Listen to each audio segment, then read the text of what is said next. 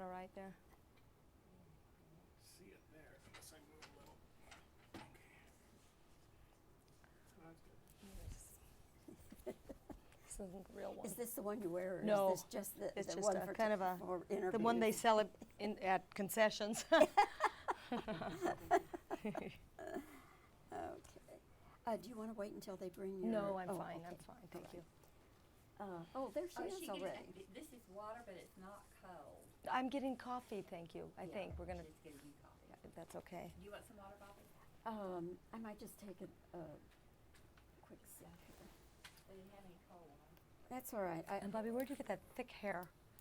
You know... My mother has that gorgeous curly it's thick hair. just my genes, I guess. God, The my genes mother I was- has the same auburn. She has auburn, or did. It's gray now, but auburn, thick hair like that. And I got this fine blonde.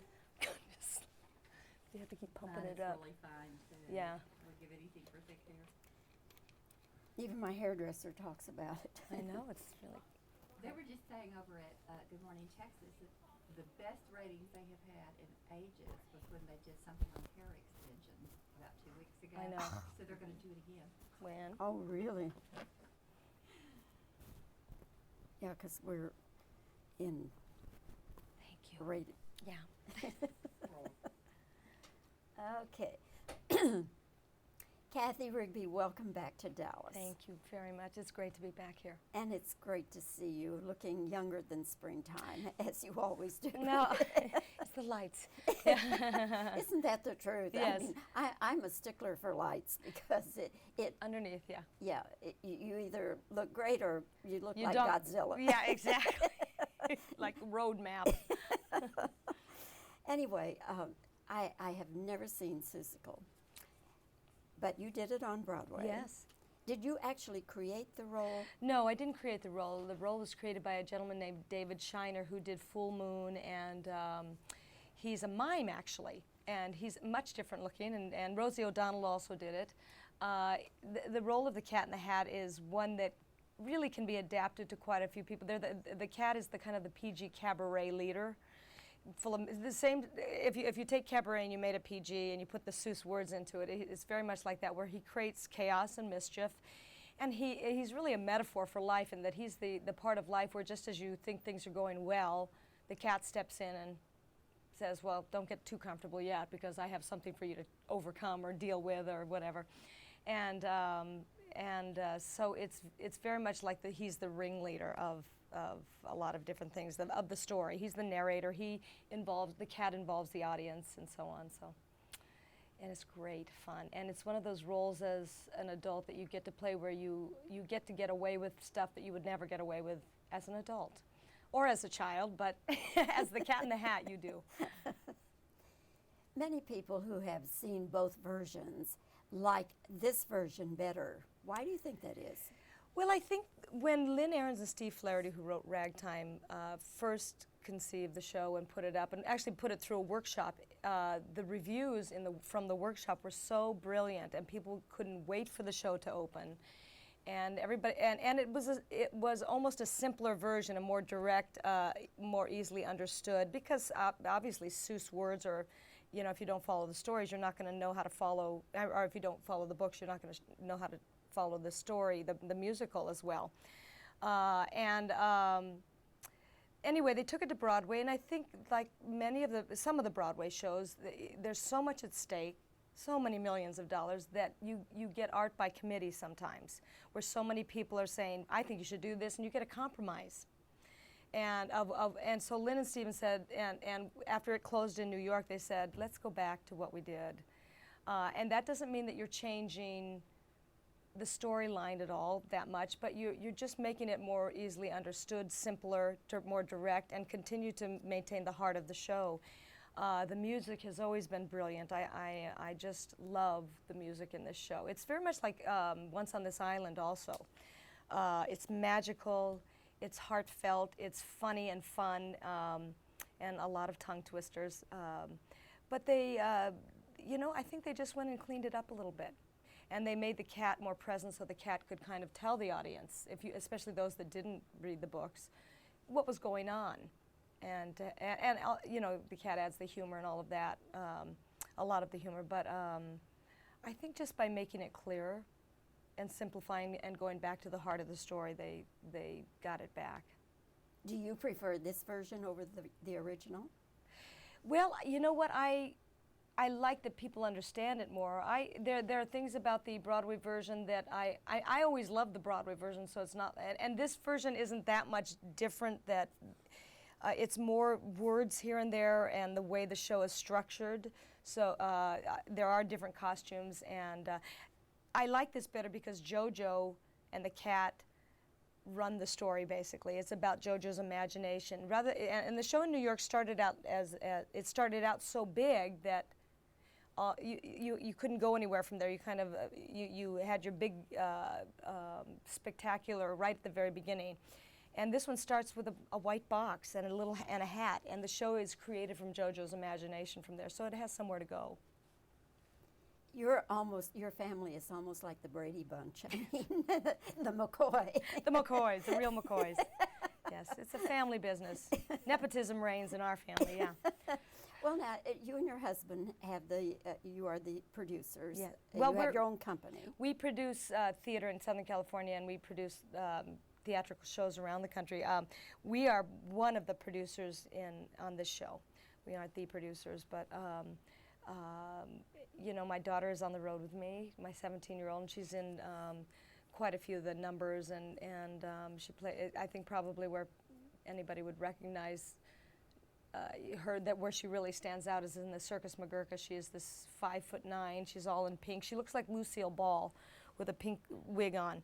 She's just huge, and she actually walks right by me during one segment, and I look at her and I think, that came out of my body. I don't know how, but it did. And she's just this cute little big girl who just went to a prom and is flying in tonight for the show. Yeah, my kids have always traveled with me. They did Annie Get Your Gun with me. They were in the show. My oldest son, Buck, who is 27 now, was Nana, Crocodile, Pirate, and Indian in Peter Pan. And now he's married to Tiger Lily, so Peter Pan is Tiger Lily's mother-in-law. Very confusing. Yeah, and he's married, and Tiger Lily married Nana and the Crocodile. Yeah, we're strange. I don't know if we're the Brady Bunch. I think we're very confused. You're more like Lion King. Yeah, just. And now there are two other children. I do. I have my oldest daughter, Teresa, who is 20. Is actually out as an assistant company manager on Jesus Christ Superstar. That's our show, and she's doing that. And then my youngest son will probably go out with Jesus Christ Superstar. He just finished school at Cal Arts in Southern California. He is a dancer, singer, and so he'll go out with that show. So everybody's all over the place. Just as I'm going to be coming home, my kids are leaving. So, but we do have 5 dogs, 2 which we got on the road. So. The company manager said no more dogs. Of course, everybody still remembers, even if they were not born, and people do still talk about the fact that you're a world champion gymnast and an Olympic gymnast. When you see the Olympic gymnasts of today, of this time, what goes through your mind? You know, I after 18 years of actually it was more like being involved in the sport for 18 years with ABC Sports, and then I was actually competing for about 12 years. When I retired from it or got away from it, I don't keep for some reason I don't see it that much. But when I can't help but know exactly what they're going through and how they're feeling before they step up on a balance beam or uneven bars. So there was always a nervousness in watching them, and it's almost like you know too much. And so it was a little bit nerve-wracking actually to watch them, because you're on the edge of your seat all the time, knowing how they feel and reliving a past. And I also marvel at what they're doing now, because the elements in their routines are just so incredibly difficult and spectacular, and they seem to be getting younger and younger. But that's the way of sports, and I know the sacrifices, and I know how they're going to have to integrate back into the real world, and just the numbers of young athletes, young gymnasts. When I was did my first Olympics, I didn't even know what the Olympics were. There wasn't when I got into the sport of gymnastics, you know, I knew tumbling, but I had never heard the word gymnastics. So it has really, you know, in 30 years, just gone through the roof with gyms all over the country. Have any of your children ever done that?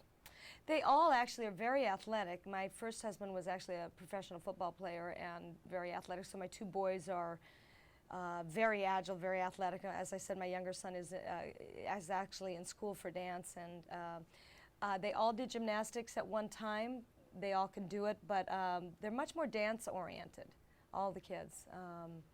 And you know what, I'm kind of glad they went into something else. I don't want to keep living that for so many years afterwards, but no, they're all very athletic, though. And maybe there was some hesitation we could never do what Mom did. Possibly, but I don't think they were that interested. They all seem to like the performing arts a lot more than the gymnastics. They love sports. In fact, my two daughters played volleyball, and I love volleyball. It's one of my favorite sports, even though I'm not really a spiker. I can dig, but I can't spike very well. And but yeah, so but they're all very athletic. Well, Cathy, once again, it's great to have you back in town. Thank you so much. And I'm really looking forward to this because I know it's going to be just great fun, and it'll be fun because people will bring their children, Yes. and that makes it more fun for everybody. I can tell you that the children in the audiences, when you're, one point I'd love to just tell you, usually as a performer you're up on stage and you don't get to interact, and many times as the cat I'll actually be in the audience and they won't even know I'm there. And just to watch the kids and to, you know, the cat will come up behind them and say, you know, I'll go like that, and the kids will go. Or I'll, you know, I play many different characters in the show, and one of them is a Sally Jesse Raphael. I'll go, our topic today is psychic elephants who hear voices. What do you think, folks? Is the elephant off his trunk? Because Horton hears a little person on a little tiny speck of dust, and the cat's going, oh, brother, you know, he's crazy. So I said to the little girl, do you think Horton's off his trunk? And I put the microphone, she goes, I don't think Horton's drunk. And you just go, and there's so much improv, or you'll tap somebody on the back and they'll turn around, they'll go, whoa, there's so much improv in there that, I'll say, do you think Horton hears anything? And the little kids go, yes, I think he hears a person on that little speck of dust. And some children will go, no, I think he's crazy. So you never know what you're going to get, and it's just delightful. They're just fun, and we have somebody usually from the audience who will come up and conduct at the top of Act 2.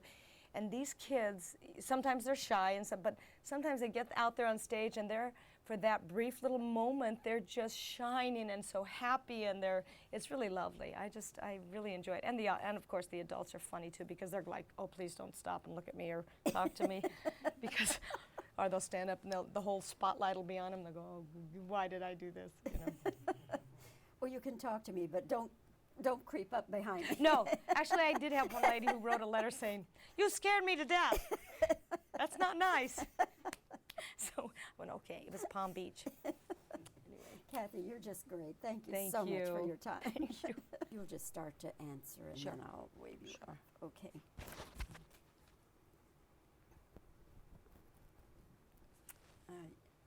And just a two-shot all the way. Right. Okay. You ready? Mm-hmm. Okay. Cathy, so many people are saying that they like this national tour version better than the original Broadway version. Why is that? It's much clearer, I think, to them, although I loved all the different characters and the different actors that played them. Okay. Which version do you like best, the original or this one? I think I like both. I think they're both terrific. Okay. Let's see.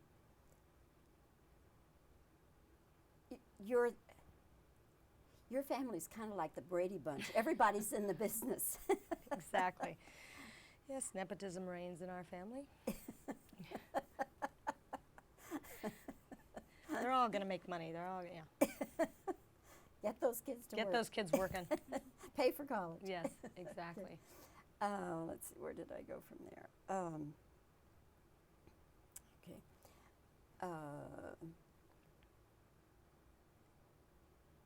your daughter is in the show. What does she play? She plays many different parts in the Jungle of Newell and Circus McGurkus. She's a Who, and That's good. Okay. Now, I didn't ask this, but I'll re-ask a question that will get you into the bits about. What kind of experiences have you had when you go down into the audience? oh, lots of different. As the cat there, you never know what you're going to get, but lots of fun with the children. Okay, that's good. All right. As a world champion gymnast and Olympic gymnast, what do you think about when you look at today's gymnasts in the Olympics? Boy, I'm glad I'm not there right now. I'm glad I'm doing what I'm doing. No, I loved it, but I'm glad I'm doing what I'm doing now. Okay. All right, I think that'll get it.